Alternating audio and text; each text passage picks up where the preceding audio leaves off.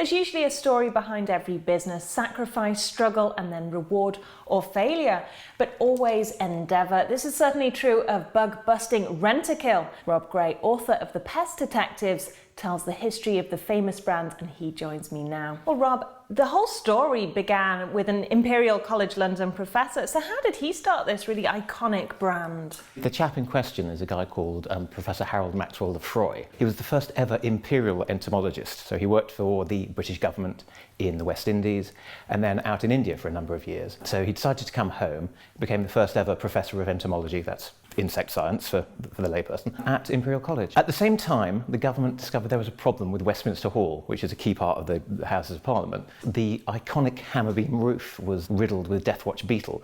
So they turned to the preeminent expert of the day, which was Maxwell Lefroy. He came in and developed a timber fluid, which saved the historic part of the Palace of Westminster. This was in 1914. Then, of course, the war started.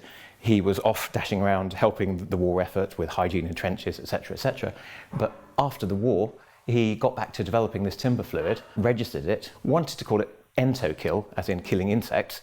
Actually, someone had already trademarked that bizarrely back in the 1920s.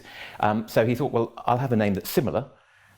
Tried some letter combinations, and Rentokil was born in 1925. So would you say the best businesses then are built on almost like a passion rather than just a desire to make your fortune?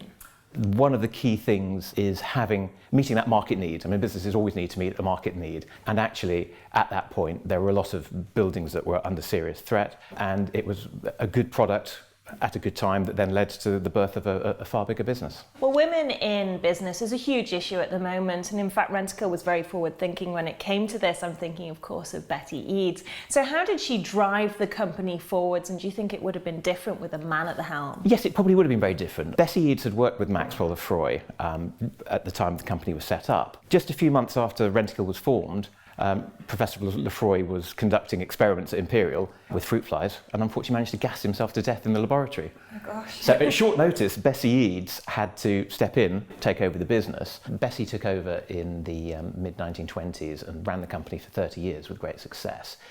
She was very, very good at sales. She had a very empathetic manner with her, and she also understood marketing in a very intelligent way, particularly for that era.